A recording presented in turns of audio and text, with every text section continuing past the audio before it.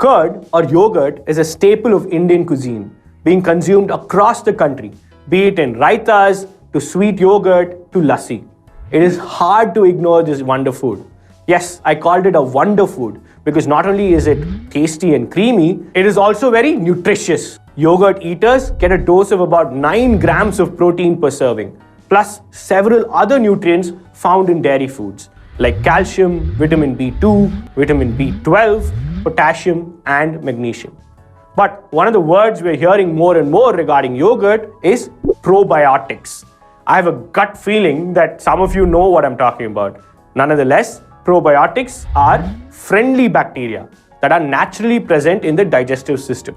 Live strains of these friendly or good bacteria are also found in many yogurt products. While more research needs to be done, there's some evidence that some strains of probiotics can help boost the immune system and promote a healthy digestive tract. It is so easy to make curd at home, and something you could try if you haven't, by the way. All you need is 2 ingredients: milk and a small amount of pre-made curd.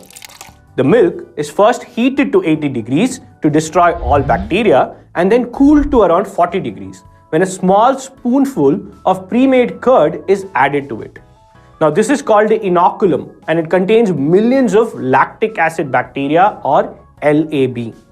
Some of the major bacteria that form LAB are Lactobacillus, Leuconostoc, Pediococcus, Lactococcus, and Streptococcus. Milk, as we know, is made up of lactose sugar and it's at a neutral pH. LAB acts on lactose and converts it into lactic acid, thereby lowering the pH of the milk-curd mixture. Now, the protein casein present in milk is bundled up in the form of micelles. Now, the lactic acid, causes these bundles of proteins to fall apart and then reform as a network of molecules which trap the fat globules and water like a gel. This is what gives curd the characteristic of a weak solid or a semi-solid. In turn, using up the lactose as a substrate, these bacteria multiply in number, and when they are consumed, they play a major role in keeping the gut healthy.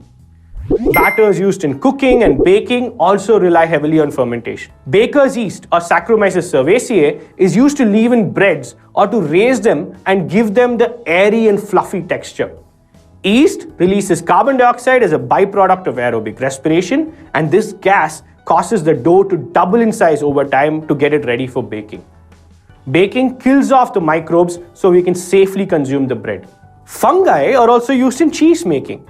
The funky blue cheese is a result of fungal action that gave the sought-after cheese a bitter, characteristic taste. Fungi usually produce toxins that are harmful for consumption. Yet, not only is blue cheese safe for our consumption, but also healthy. Why is this?